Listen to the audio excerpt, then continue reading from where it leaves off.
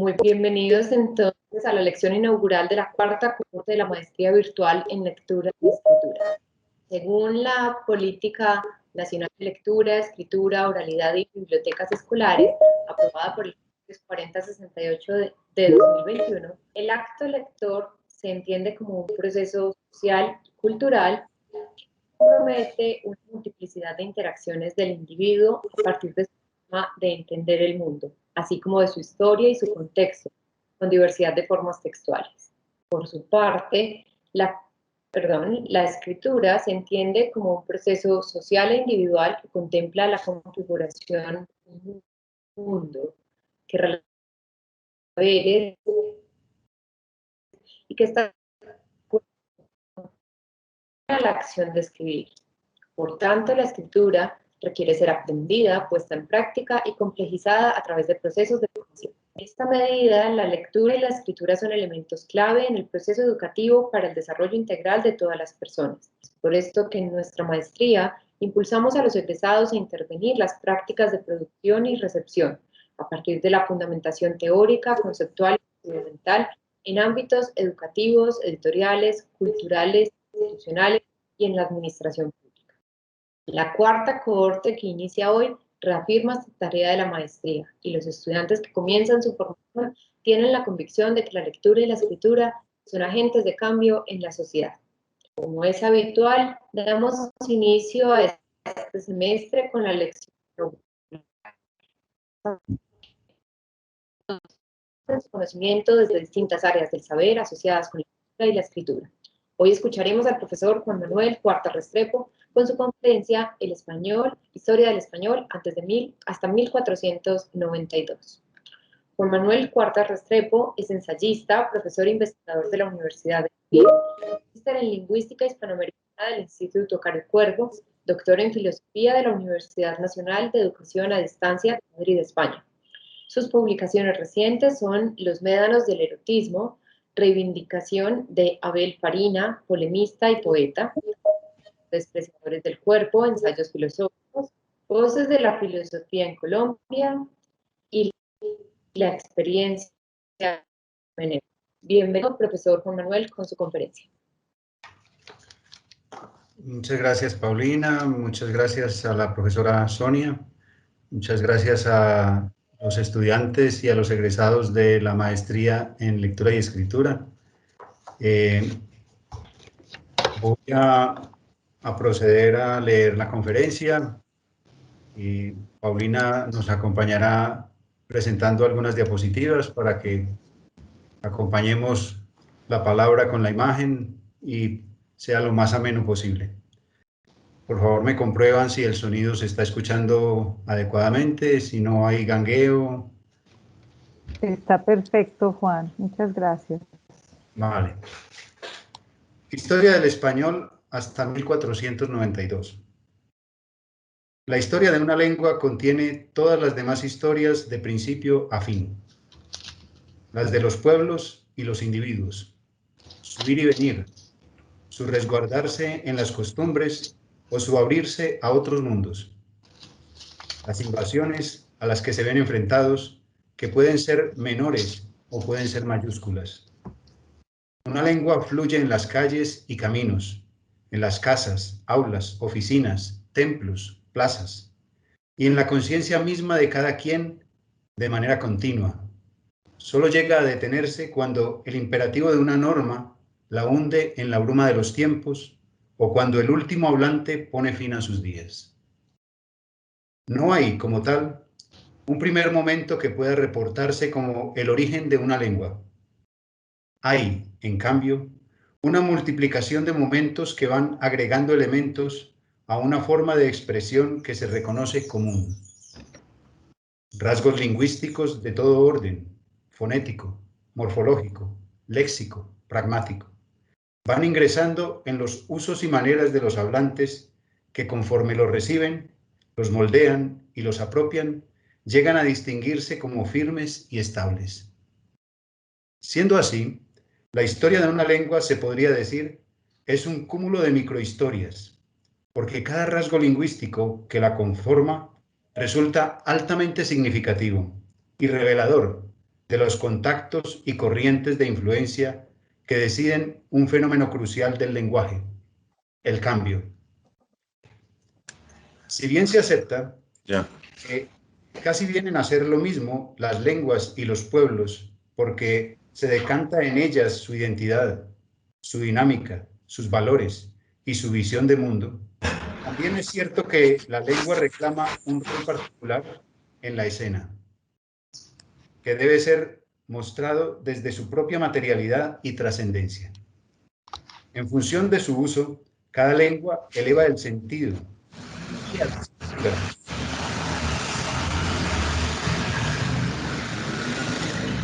Por favor, apagan los micrófonos para que no se interrumpan. Gracias. Vuelvo un poco atrás. Si bien se acepta que casi vienen a ser lo mismo las lenguas y los pueblos porque se decanta en ellas su identidad, su dinámica, sus valores y su visión de mundo, también es cierto que la lengua reclama un rol particular en la escena, que debe ser mostrado desde su propia materialidad y trascendencia. En función de su uso, cada lengua eleva el sentido, guía la escritura, es comunicación y es conocimiento. Si se acepta lo anterior como premisa, en el caso que nos ocupa, la historia del español, nos vemos en la obligación de construir en paralelo dos historias.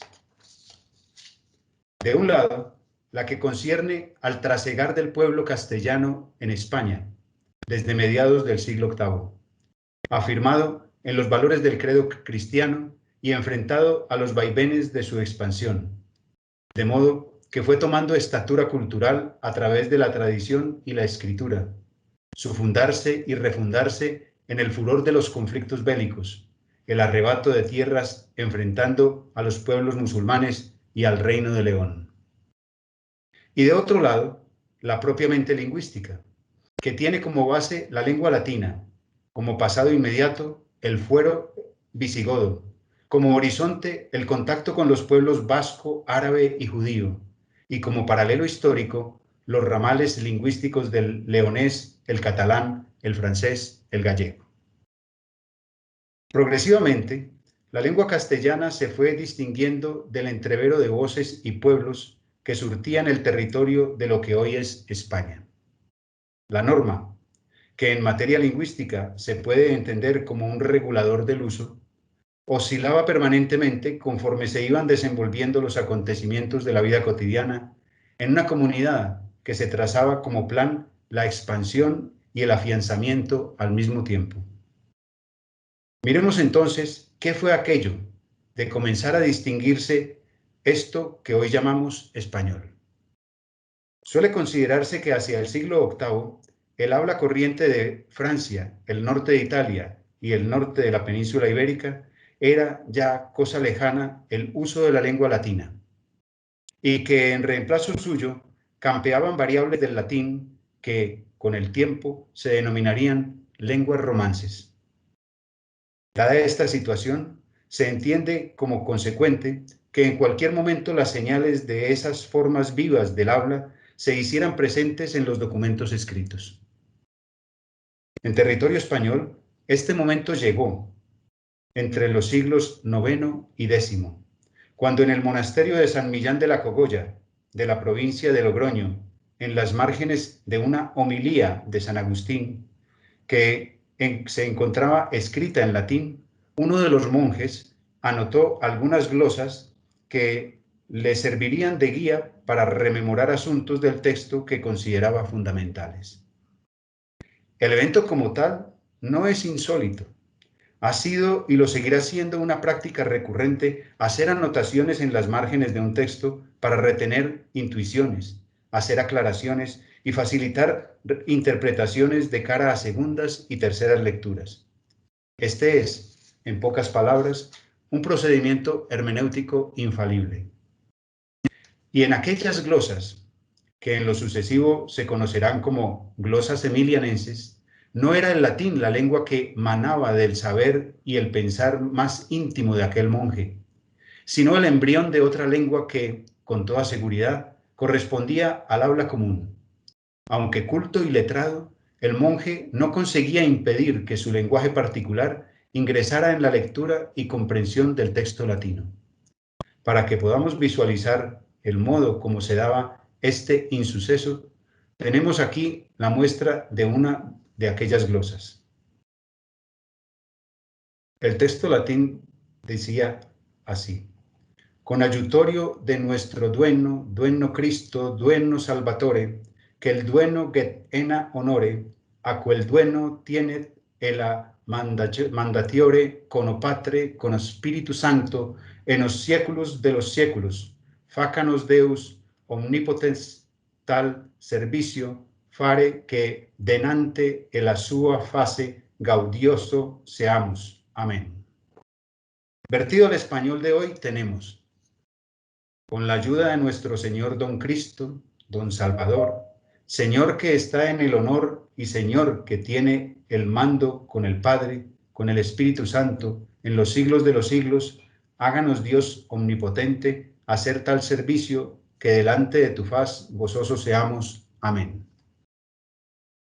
En relación con el modo particular de proceder de aquel monje, el filólogo español Ramón Menéndez Pidal señala: el anotador introduce las glosas de varias maneras.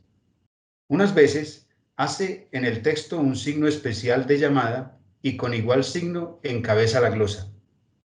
A veces, dos glosas van juntas formando frases y a veces en orden inverso al del latín. A menudo, la glosa va interlineada sin que necesite llamada ninguna.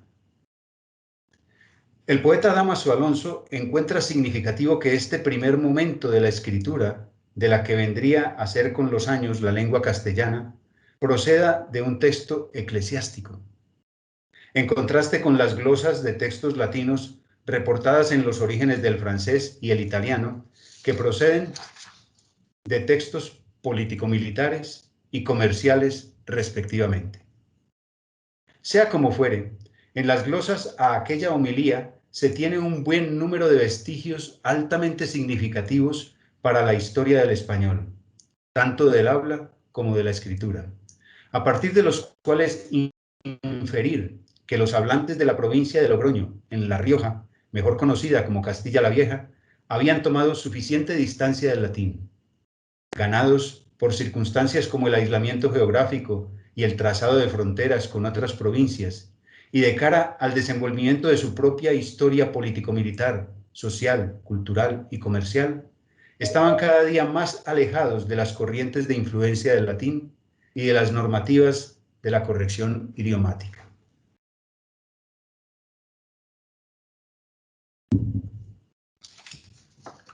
Un episodio de similares características se reporta en la segunda mitad del siglo X en el monasterio de Santo Domingo de Silos, cerca a Burgos, en el Reino de Castilla, donde, en las mismas circunstancias, un escriba realiza glosas a un texto latino, o para ser más preciso, copia un texto anterior que ya tenía glosas.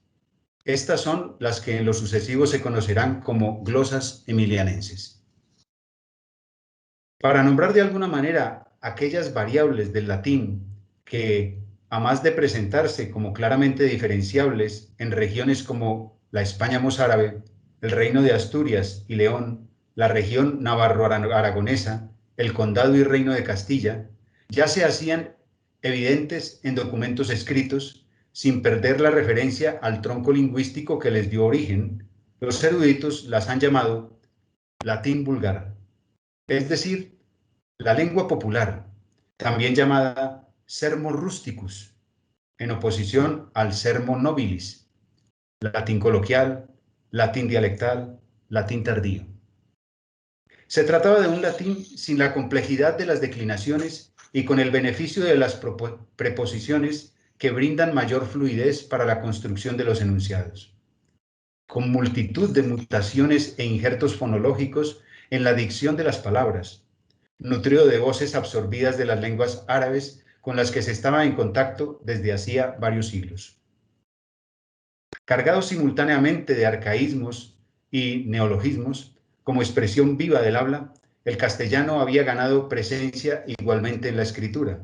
Una escritura apenas tentativa, que de un texto a otro mostraba su falta de normalización en el uso de caracteres como la S, la doble S, así como en el uso de la J para representar la vocal I, o en la inestabilidad ortográfica registrada en el uso de la V, la U y la V, y muchos casos más.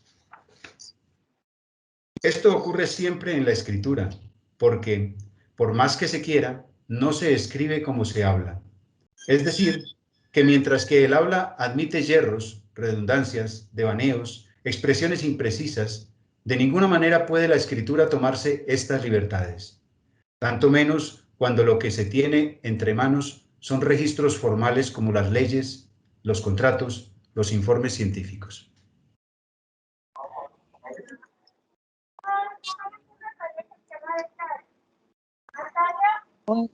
Ya va a llegar de nuevo la imagen porque Paulina tuvo problema con internet, pero ya se va a conectar otra vez para seguir con la presentación. Pero sigue que te estamos escuchando bien. Pero también hay un micrófono abierto, me da la impresión. Sí, es cierto. Solicitamos entonces que apaguen los micrófonos para no interrumpir la sesión.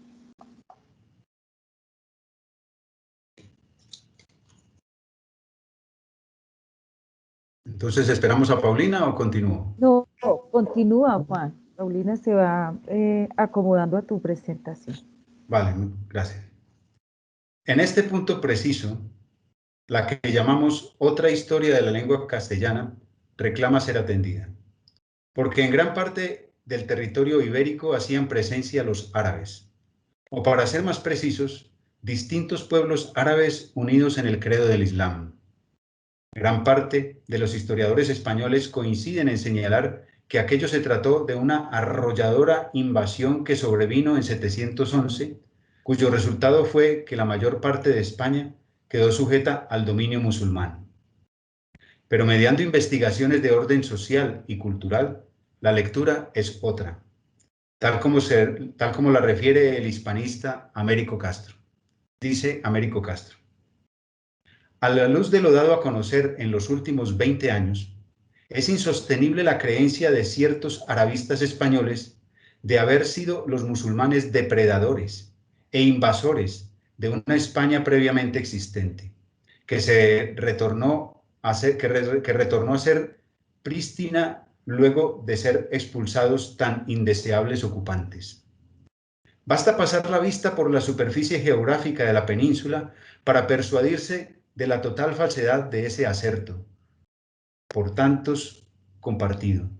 Los depredadores y los invasores no dejan tras sí montañas, ríos y ciudades cuyos nombres revelan la presencia de un país de quienes imprimieron la huella de su acción civilizadora en la lengua y en todo lo obrado por ellos. Guadalquivir es nombre árabe y Tajo está arabizado, porque de no haber habido árabes se llamaría Tago. Sin árabes no habría ciudades que se llaman Alcalá, Medina, Almunia, Alcolea, Alcázar, Madrid, Almansa. Una casa española tiene aljibe, atarjea, zaguán, alcobas, alfizares, alacena, baldosas, saquizami, azoteas, albañal.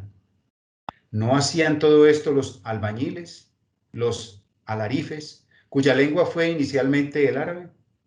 En una vivienda castellana o andaluza se ponían tabiques, había azulejos, argollas, arambeles y otras cosas que servían para alajar la casa. En las paredes se empotraban alacenas, con anaqueles, en donde se ponían cosas que se colocaban en un azafate.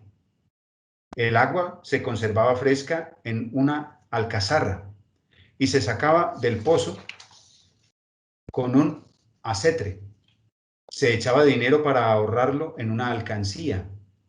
La algorfa era el sobrado en donde se guardaba el grano. ¿Cuándo habrá un alma lingüísticamente caritativa que agrupe en un léxico histórico geográfico todos los arabismos del castellano, el catalán y el gallego portugués?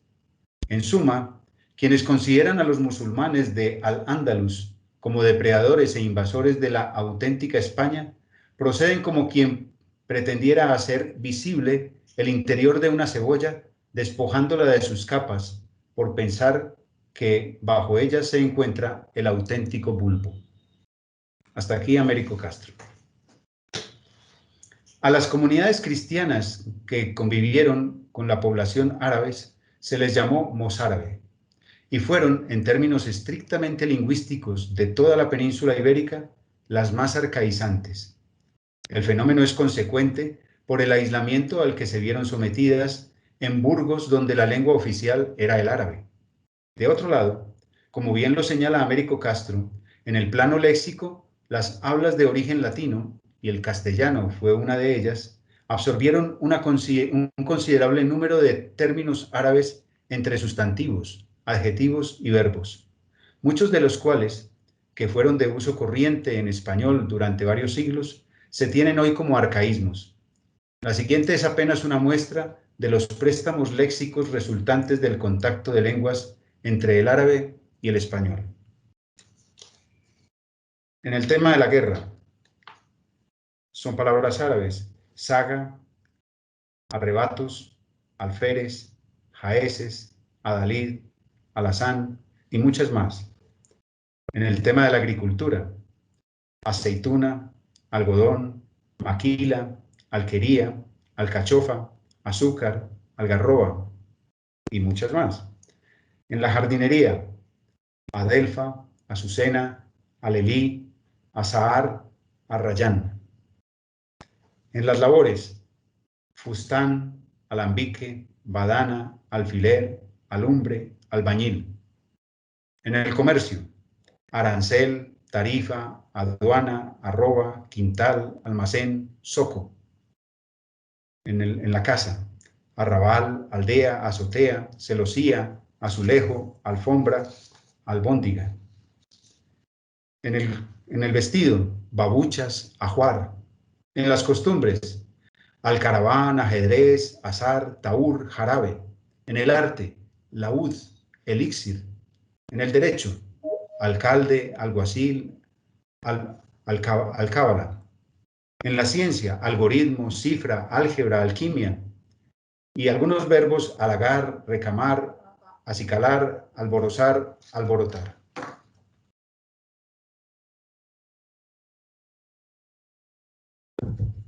Uno de los territorios en los que se concentró la comunidad, que regularizó una variante del latín vulgar e hizo de ella su instrumento de comunicación, distinguiéndose así de los modos lingüísticos de las comunidades vecinas, fue Castilla, entonces llamada Castella, los castillos, con fronteras en el extremo oriental con el reino de Oviedo y en el occidental con el asturiano. En el siglo IX, Castilla no era más que un condado, de ninguna manera un centro administrativo de poder político-militar. En el poema de Fernán González se repite un estribillo que dice: entonces era Castiela un pequeño rincón, era de castellanos montes d'oca mojón. En aquella época, el mapa político de España se movía con cada encuentro bélico de toma y retoma de tierras, después de los cuales se producía un evento singular de repoblación que, mientras no alcanzara la estabilización necesaria para autorreconocerse como sociedad, no podía asegurarse que allí se fundara algo como una lengua. Cuando se daba el caso de que las retomas de la tierra eran muy precipitadas, es de suponer que otros registros de habla ingresaban e imperaban, sin importar que en cada caso la base lingüística siguiera siendo el latín. En este vaivén de comunidades participaban variantes lingüísticas ya suficientemente definidas, como el leonés, el gallego, el castellano, el catalán.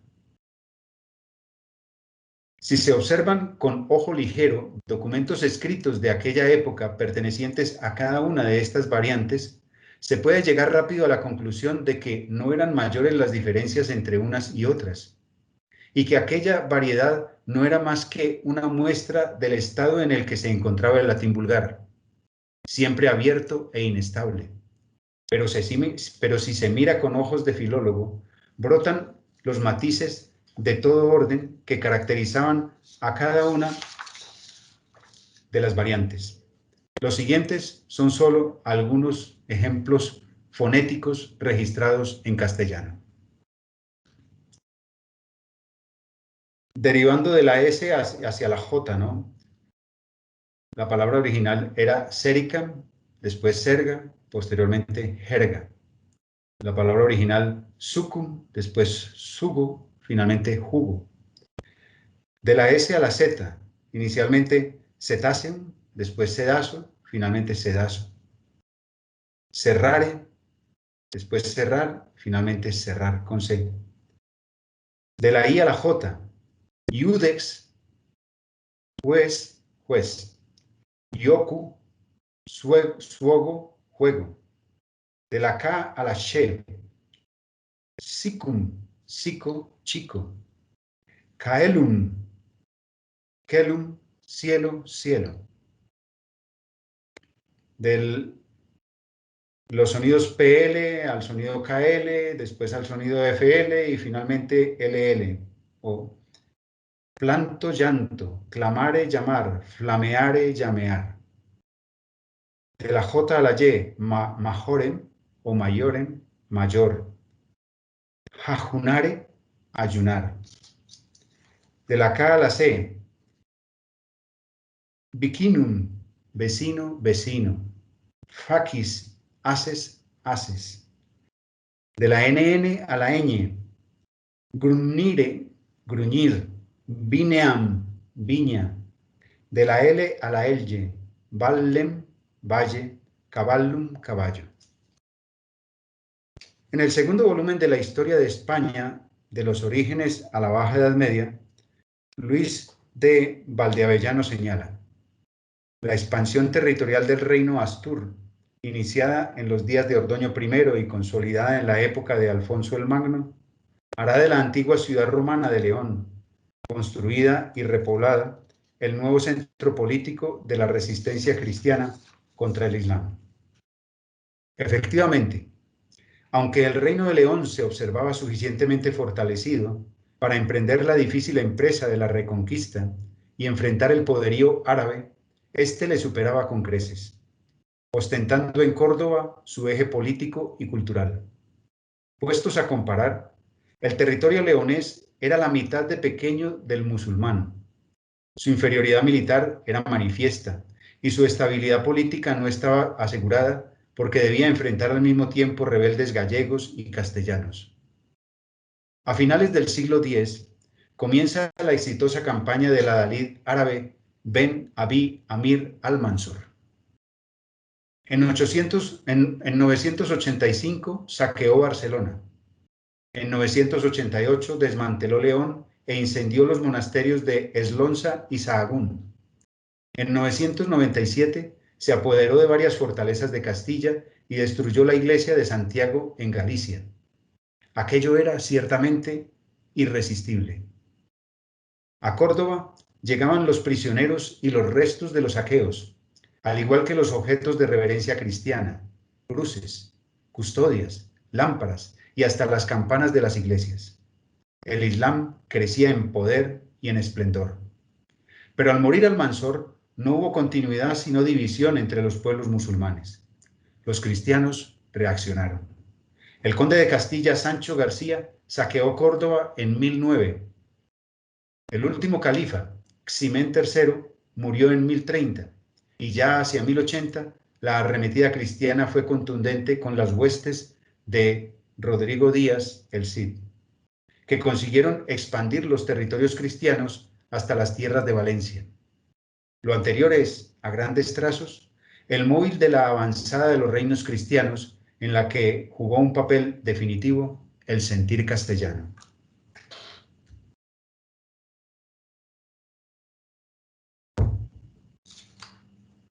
Conforme Castilla y los castellanos expanden su territorio y luchan por la hegemonía, sus usos lingüísticos se van afirmando, a la par que lo que se conoce como lengua literaria empieza a tener realidad objetiva en documentos visibles y duraderos. Este último aspecto es importante, ya que hasta el siglo X en la España cristiana, no hubo más lengua escrita que el latín. Castilla rechazó el fuero juzgo, o código legal visigodo, que regía en los reinos cristianos. Los castellanos entendieron que debían dejar atrás aquel repositorio de normas que consideraban obsoleto y optaron por un derecho más acorde a las sanas costumbres. Menéndez Pidal anota lo siguiente: Castilla se rebeló contra León y rechazó la legislación escrita, la legislación leonesa del fuero juzgo. El código visigótico regía no solo en León, sino en Aragón y en Cataluña, entre los mozárabes. Castilla, al emanciparse así de la tradición de la corte visigoda, tan seguida en León, al romper así con una norma común a toda España, surge como un pueblo innovador y de excepción.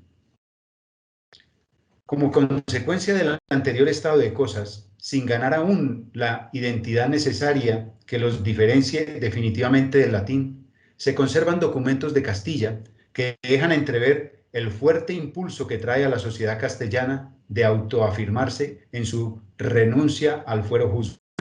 Los siguientes fueron algunos de esos documentos. En 1100, el 27 de febrero, un martes, en Valpuesta, en la primitiva Castilla Vieja, Gómez Díaz cambia con el conde de Castilla Sancho la villa de Oña por la de Tavera y otras heredades. En 1030, en Clunia o Coruña del Conde, se hace declaración de los derechos que los marinos de la Coruña del Conde, a nombre del conde de Castilla, tenían en Espeja y otros pueblos vecinos. En 1063, el 11 de marzo, en Oña, Gonzalo Abad dona al monasterio de Oña la villa de Fenosa. La historia de los pueblos muestra reiteradamente que allí donde se presentan hechos contundentes de expansión territorial, se configura un capítulo particular de la historia de sus sistemas lingüísticos, que devienen hegemónicos. Pero los acontecimientos bélicos entre árabes y cristianos todavía durarían muchos siglos, de modo que en el siglo XI la carta política de España no estaba completamente definida. Si se mira no ya el contraste entre credos y religiones, se ingresa en la agitada disputa de territorios entre los mismos reinos cristianos, uno de cuyos resultados fue el engrandecimiento de Castilla, de lo que se puede deducir que los usos lingüísticos de sus gentes se iban imponiendo progresivamente. Veamos rápidamente algunos de los momentos que se pueden considerar como decisivos para que efectivamente fuera así. Sancho el Mayor, hijo del conde de Castilla, Sancho García, se unió en matrimonio con una hija del rey Alfonso V de León, a quien correspondieron en sucesión las tierras de Navarra. Las uniones matrimoniales fungían en aquellos tiempos como anexiones de territorios, por lo que, anexada Castilla al próspero reino de Navarra, en poco tiempo llegó a ser el más importante reino cristiano y Sancho el Mayor, un auténtico visionario. Enumero 4 detalles por los cuales se justifica que efectivamente fue un visionario. Primero, trastornó las bases políticas del Reino de León, conquistando 2 de sus ciudades principales, Zamora y Astorga. Menéndez Pidal dice al respecto: en sus documentos oficiales se decía reinar desde Zamora hasta Barcelona. Olivia, el obispo de Vic, le podía llamar Santius Res Ibericus. Y él, al fin, atrayéndose a los nobles leoneses, sin duda al halago de las ideas feudales, se apoderó de León 10 de enero de 1034 y tomó el título de emperador. Segundo, activó las relaciones del reino de Castilla con otros reinos de Europa. Tercero, se mostró a favor de la reforma del Papa Gregorio VII, que pretendía unificar la cristiandad desperdigada en diferentes cultos, rituales y lenguas. Y cuarto, introdujo en los monasterios de Navarra y de Castilla la observancia benedictina de la abadía de Cluny. La orden benedictina fue elegida por Gregorio VII para proyectar los principios reformistas en España. De esto último se desprende la que se conoce como Reforma Cluniacense, de 1022 a 1033, que constituye un hecho importante que marcará profundamente el desarrollo lingüístico del español. El monasterio de Cluny, del condado de Borgoña, en Francia, fue en el siglo XI el epicentro cultural de la Europa occidental y se le considera como el centro de difusión del arte arquitectónico románico. El filólogo argentino Cándido Arauz Puente señala: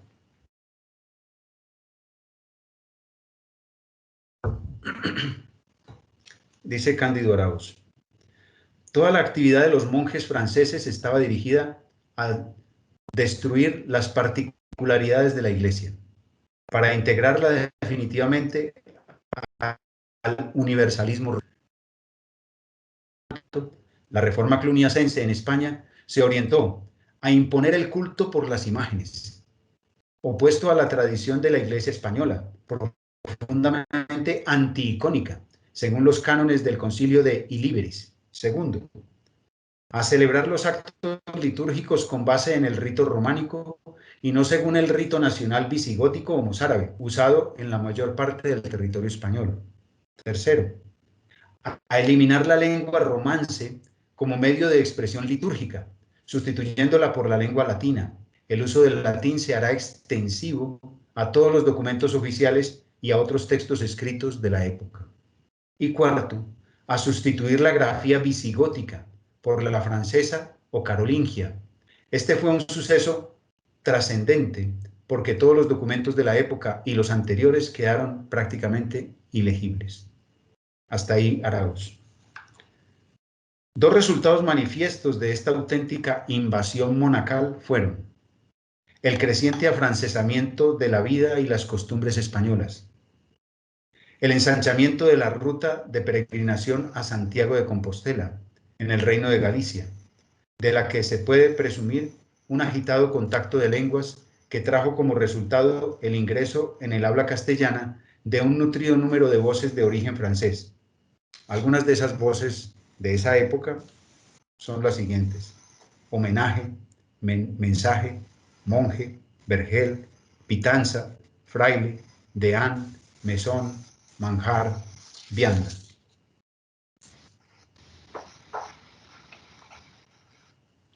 Cuando se produce la muerte de Sancho el Mayor en febrero de 1035, tal como éste había dispuesto, los estados de su reino fueron entregados a sus hijos. El primogénito, García, recibió Navarra, engrandecida con las anexiones tomadas de Castilla. El segundo hijo, Fernando, recibió disminuido el condado de Castilla, pero erigido en reino independiente.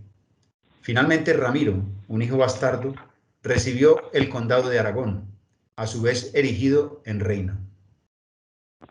Las disputas e intrigas entre estos tres hermanos degeneraron en agravios, batallas entre sus ejércitos y muertes, de las que resultó altamente fortalecido el rey castellano.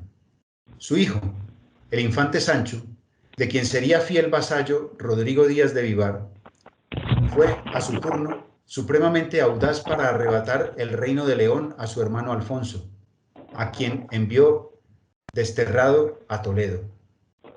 Pero Sancho fue víctima de una traición, y una vez perpetrado el regicidio, Alfonso retornó a León como rey de los reinos unificados de Castilla, Galicia y León. Muerto su señor, correspondió al Cid rendir vasallaje a Alfonso, a quien le reclamó rendir juramento de no haber tenido parte en la muerte de su hermano Sancho.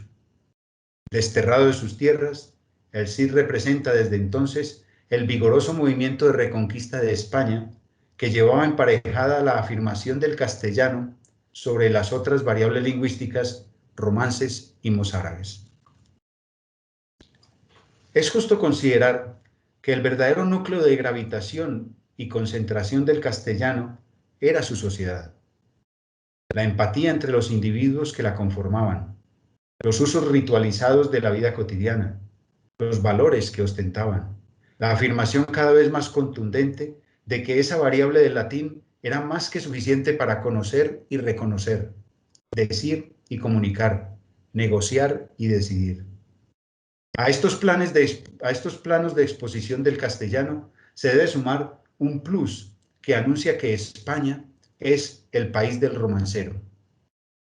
Si de cara a la historia de la lengua son relevantes los documentos oficiales, comerciales o eclesiásticos, no lo son menos los cantos épico-líricos, que, con apego a la realidad o en el vuelo de la fantasía, recrean personajes históricos como el rey Rodrigo, último rey godo en territorio español, Bernardo del Carpio, los 7 infantes de Lara, el Cid. El filólogo español Manuel Alvar señala, dice Manuel Alvar: cuando Castilla nacía, la epopeya sirvió para cantar héroes que amaban ferozmente su independencia. Cuando Castilla iba a unir y a unirse todas las tierras peninsulares, el romance de la guerra granadina volvía a ser epopeya nacional. Y cada una de esas peripecias tendría su propio eco, el inicio de todas las empresas con el asalto de la Alhambra, heroicamente defendida por Aliatar, ahora bien cercada, y como culminación, los moros cristianizados. Hasta ahí, Álvaro. Aunque los primeros romances de los que se tiene registro datan del siglo XIV, es de presumir que su antigüedad es mayor, por pertenecer a la cultura oral.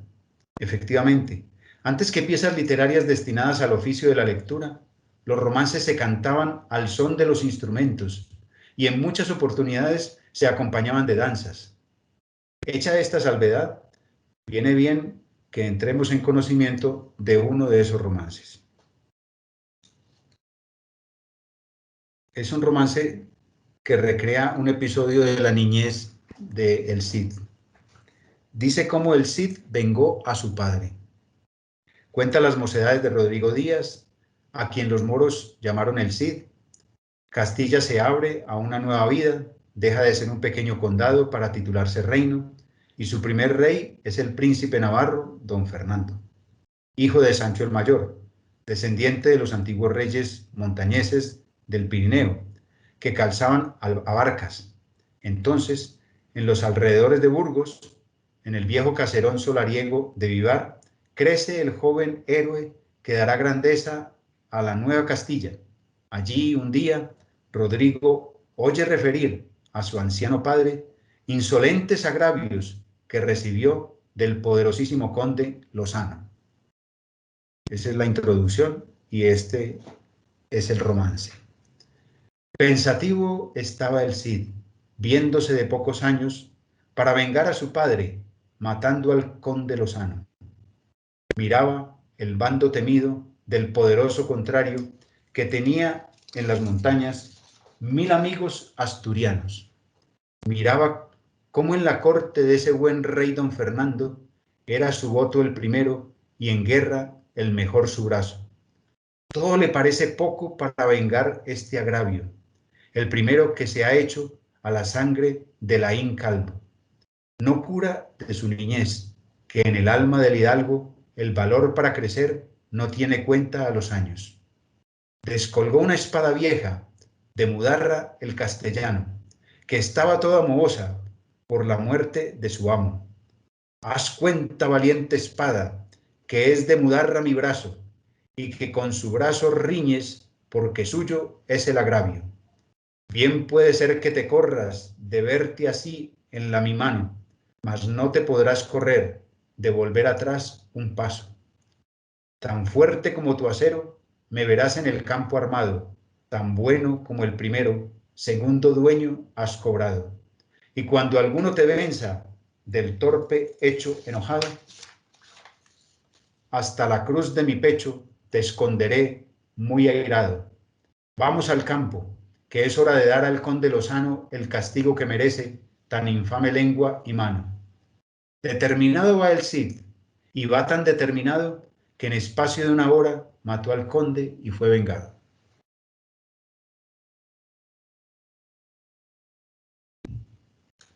Dejando atrás los hechos y los personajes, para llegar a la comprensión del dinamismo de una lengua, es necesario regresar al principio y postular en el concepto de cambio lingüístico los pormenores de la identidad de un sistema lingüístico como el español.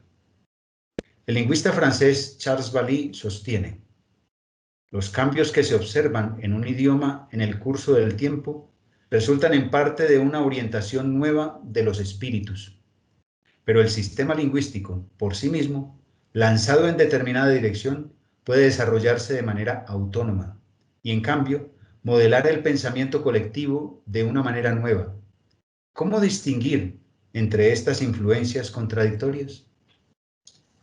La pertinencia de este interrogante guarda relación con la historia del español, cualquiera sea el momento en el que nos detengamos en esa historia y entremos a considerar cuáles son los fenómenos más relevantes concernientes al cambio. Pero, a su vez, cada momento de la historia del español tiene la posibilidad de reflejar el pensamiento, o lo que se conoce como la visión de mundo, de quienes lo utilicen, ya sea hablando o escribiendo. Para ir al detalle, de manera muy resumida, dos de los mecanismos más característicos del cambio lingüístico en español son: primero, la asimilación, que se presenta cuando determinado segmento fónico adquiere progresivamente una configuración diferente hasta estabilizarse en una forma definida. Aquí hay algunos ejemplos. TTI después pasa a ser C, después pasa a ser Z. Capitiam, cabeza, cabeza. KKI pasa a ser C, después Z. Brachium, brazo, brazo. NNI pasa a ser ñ, seniorem, señor. KT pasa a ser che, dictum, dicho. La diptongación se presenta cuando lo que era una simple vocal se transforma en un diptongo, que termina estabilizándose como forma definida. Empezando en E, termina convertido en el diptongo IE. Ducentos, 200. Empezando en O, pasa a ser UO y finalmente termina en UE. Fortem, fuerte, fuerte. Empezando en O, termina en UE. Bonum, bueno. Vale. Si bien son los testimonios escritos los que en gran medida han permitido a los filólogos percatarse de los cambios que se han operado en el español, como señala Menéndez Pidal, el estudio de una lengua limitado a los textos de las épocas literarias es incapaz de ilustrar ciertos aspectos de la vida del lenguaje. Esta afirmación nos mueve a retomar la hipótesis inicial, cuando afirmábamos que la historia de una lengua contiene todas las demás historias de principio a fin. Teniendo como fecha límite de este recuento 1492, cuando la historia de España se despliega sobre el continente americano, no se puede ignorar que lo que se ha llamado conquista fue ante todo un abrupto y arbitrario atropello que tuvo como una de sus divisas la imposición del español a las comunidades indígenas. Paralelo a esto, dos eventos históricos con trasfondo igualmente lingüístico se dieron en España el mismo año de 1492. Primero, el 31 de marzo de 1492, los reyes católicos firmaron en Granada la expulsión de los judíos. En el texto del edicto dejaban dicho que el pueblo judío tenía hasta fines del mes de julio de ese mismo año para abandonar los territorios de las coronas de Castilla y Aragón. Este es un fragmento del texto. Por ende nos, con consejo y parecer de algunos prelados y grandes caballeros de nuestros reinos y de otras personas de ciencia y conciencia de nuestro consejo, habiendo habido sobre ello mucha deliberación, acordamos de mandar salir todos los dichos judíos y judías de nuestros reinos, y que jamás tornen ni vuelvan a ellos ni a alguno de ellos. Y sobre ello mandamos dar esta nuestra carta, por la cual mandamos a todos los judíos y judías de cualquier edad que sean, que hasta el fin del mes de julio primero que viene salgan todos de los dichos nuestros reinos y señorías.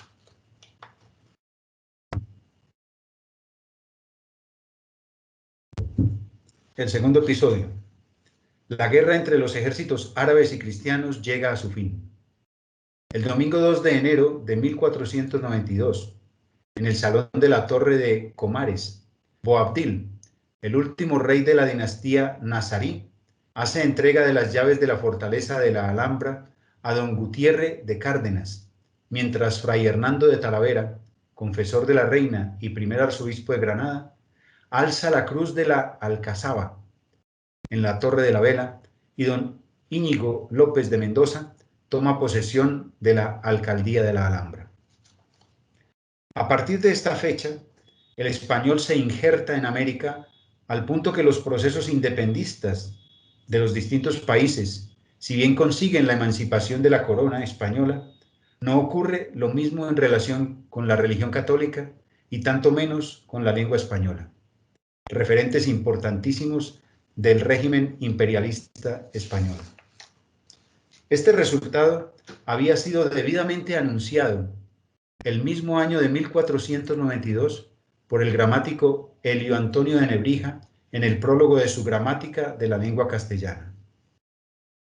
En ese prólogo decía Nebrija lo siguiente, y con esto terminamos. A la muy alta et así esclarecida princesa doña Isabel, la tercera de este nombre, reina y señora natural de España et las islas de nuestro mar. Comienza la gramática que nuevamente hizo el maestro Antonio de Lebrixa sobre la lengua castellana. Et pone primero el prólogo. Léelo en buen hora, cuando bien conmigo pienso, muy esclarecida reina, y pongo delante los ojos la antigüedad de todas las cosas que para nuestra recordación en memoria quedaron escritas, una cosa hallo y saco por conclusión muy cierta, que siempre la lengua fue compañera del imperio, y de tal manera lo siguió, que juntamente comenzaron, crecieron y florecieron, y después junta fue la caída de entrambos. Muchas gracias.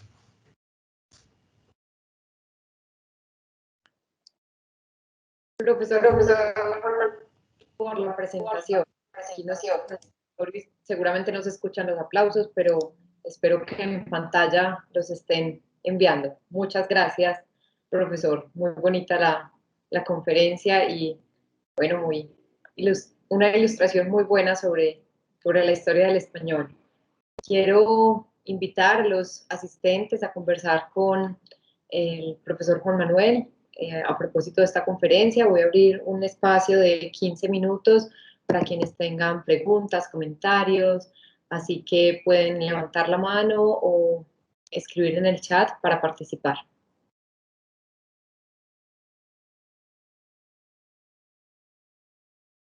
Por favor, uno a la vez, no todos al tiempo. Pueden encender también sus cámaras y nos vemos.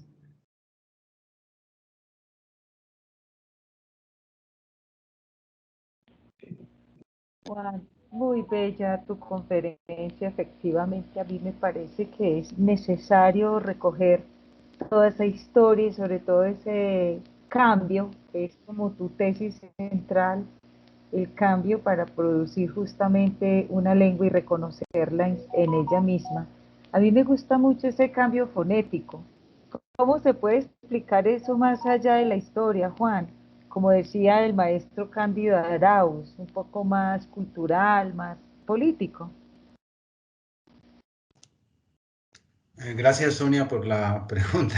Bueno, no, pues tú eres más lingüista del aula viva. Yo probablemente soy más apegado a la historia de la lengua. No, ese cambio se reconoce permanentemente. No es privilegio de los lingüistas identificarlo, observarlo. Yo creo que todos lo advertimos. Recientemente nosotros estamos viviendo un contacto lingüístico muy interesante con las personas que vienen de Venezuela y todo el mundo ha advertido una tonalidad distinta, unas palabras diferentes del cambio. Es muy probable que en un tiempo muy breve nosotros también reproduzcamos sonidos de los venezolanos y por supuesto ellos reproduzcan muchos sonidos de los colombianos. Y ahí está vivo ese fenómeno del cambio.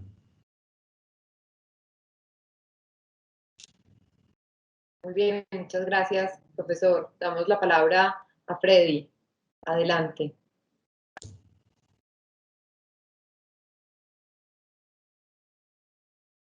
Mientras Freddy hace su intervención, quiero leer algunos de los Gracias, Paulina. Está bien, adelante. Gracias, Paulina. Un saludo cariñoso para Juan Manuel. He escuchado desde aquí, desde la fría Bogotá, la disertación de mi condiscípulo y no me queda más que felicitarlo porque estos elementos están siendo proscritos día a día de los pénsules en todos los estamentos de la educación, tanto superior como en la secundaria. Entonces, no me queda más que felicitar a Juan y espero, ya sabe Juan, haber contribuido en algo para la documentación de esa magnífica lección inaugural. Mi saludo es eso simplemente, un saludo. Muchas gracias, Freddy, y por supuesto hemos conversado en muchas oportunidades sobre distintos momentos de la historia del español y lo hemos disfrutado enormemente. Gracias por tu saludo y por haber estado presente.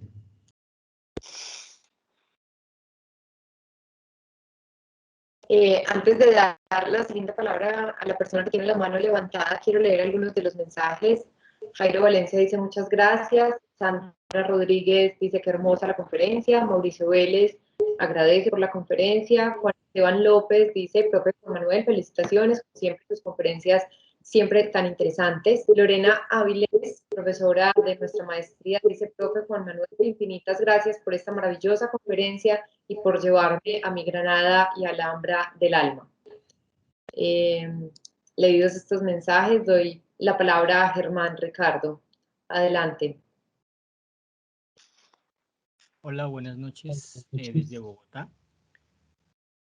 Profesor Juan Manuel, una preguntita, me quedé pensando en los judíos al momento de ser expulsados de España, ¿qué idioma hablaban? O si hablaban español o el castellano, o tenían una lengua diferente, o bueno, si tenían alguna diferencia en lo lingüístico con respecto al pueblo español. Gracias, Germán, por tu pregunta. Es muy interesante porque eran muy reticentes al latín. Por su cultura misma, el latín le sonaba a Roma, le sonaba a cristianización y desdeñaban el latín. Entonces, ellos tenían su lengua sefardí, pues que los cohesionaba como comunidad y es muy probable que también tenían mucho acercamiento a la lengua romance y al árabe, porque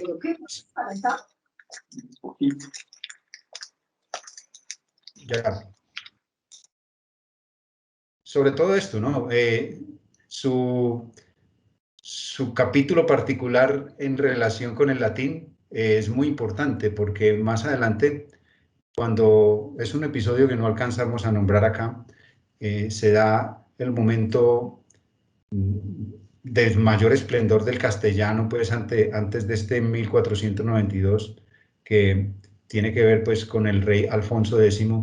Este rey identifica en el castellano una posibilidad de autonomía en relación con Europa y con el latín. Y lo hace fundamentalmente porque recibe orientación de los judíos supremamente cultos, que le estaban mostrando pues que no más latín, el latín ya nadie lo hablaba, ya nadie podía leerlo, era prácticamente una lengua que generaba enormes dificultades en la vida práctica porque ya estaban hablando otra lengua muy distinta. Gracias, Germán. Muy bien, gracias a Germán y al profesor Juan Manuel por su respuesta. En el chat Camilo Vega dice, si bien parece una pregunta un tanto ridícula, dada la propia historia del origen del español, sería interesante, una vez más, reiterar la diferencia entre llamarlo español o castellano, teniendo además en cuenta la diferencia entre los reyes.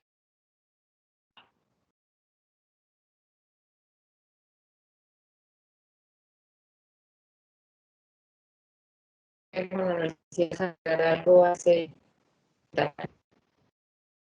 Querer, por supuesto, pero no, hubo un momento muy largo de tu intervención que no se escuchó. Reiterar, llamarlo español o castellano. Vale, sí, entiendo el trasfondo que hay en la pregunta. Todavía en Colombia hay programas de lengua castellana, por ejemplo, en la Universidad del Cauca, los estudiantes que cursan ese pregrado lo cursan en lengua castellana. Me imagino que la normalización definitiva de llamarlo español no se ha alcanzado. No creo que haya una posibilidad venida desde España suficientemente fuerte para que desaparezca definitivamente la denominación castellano.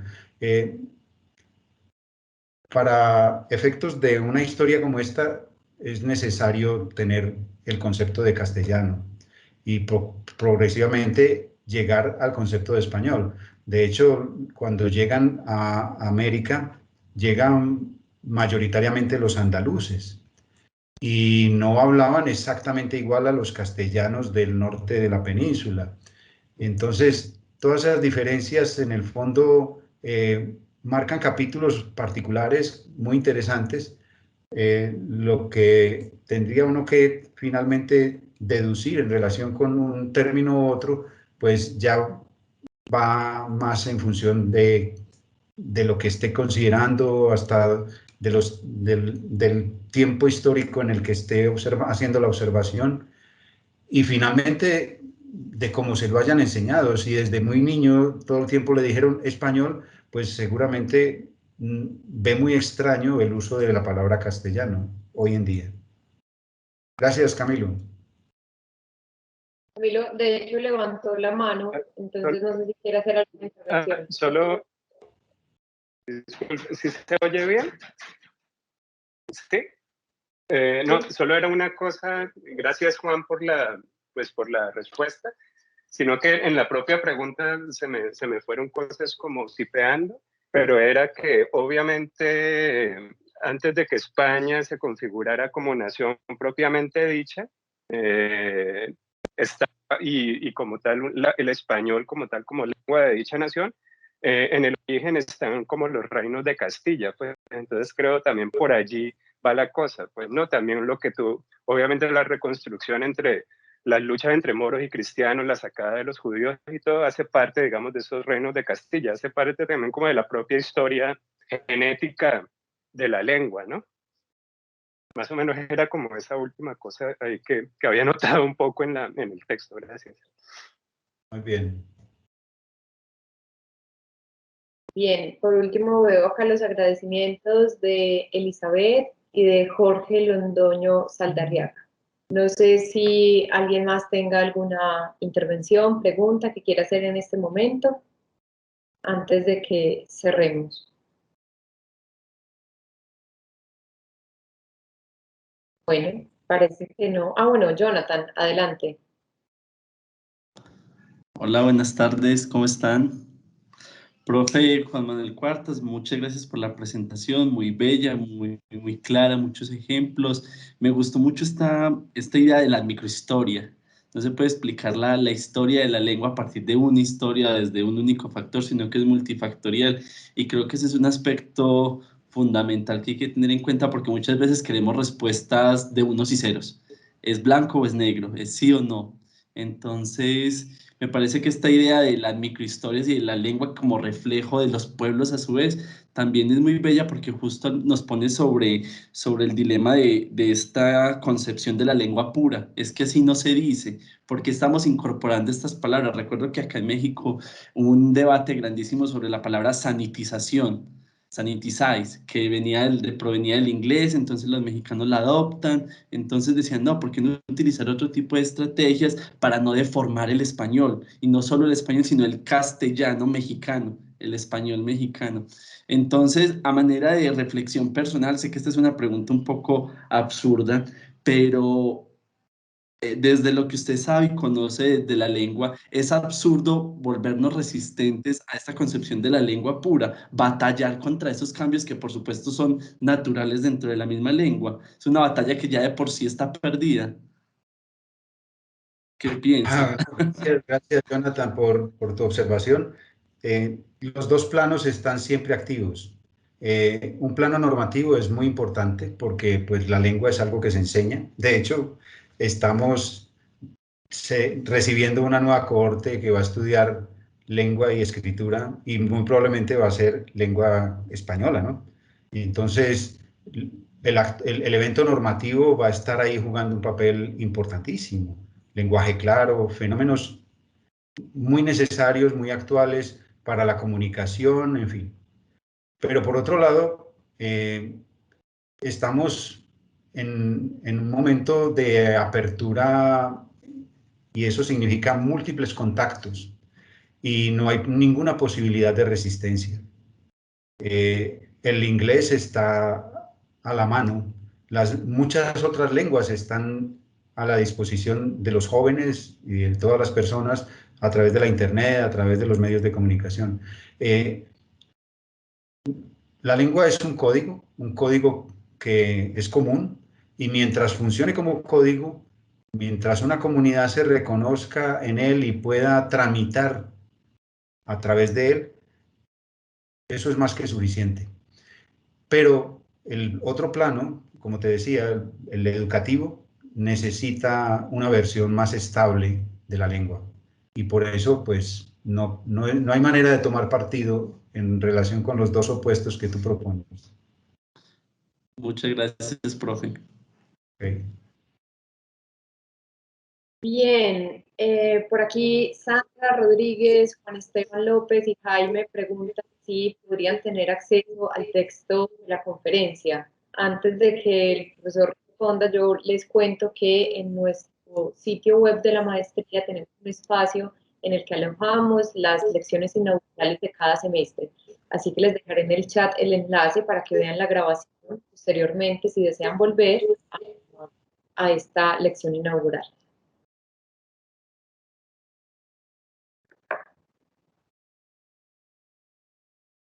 Bien, por ahí podrían acceder. Yo creo que volver a la grabación siempre es una buena mecánica. Muy bien, ¿alguna otra intervención?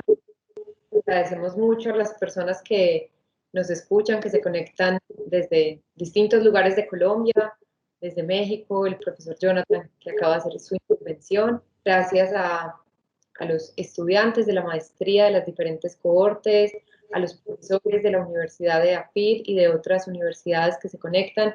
Y por supuesto, muchas gracias, profesor Manuel, por esta bella conferencia sobre la historia del español. Esperamos en algún momento tener una conferencia que nos cuente de 1492 en adelante y que podamos también hacer frente a todos estos cambios lingüísticos, históricos, y que en la actualidad, por ejemplo, también están mediados por la tecnología. Así que, bueno, la invitación sigue abierta para otra conversación más adelante. Muchas gracias, profesor. Gracias, Paulina, y gracias a todos. Una feliz noche.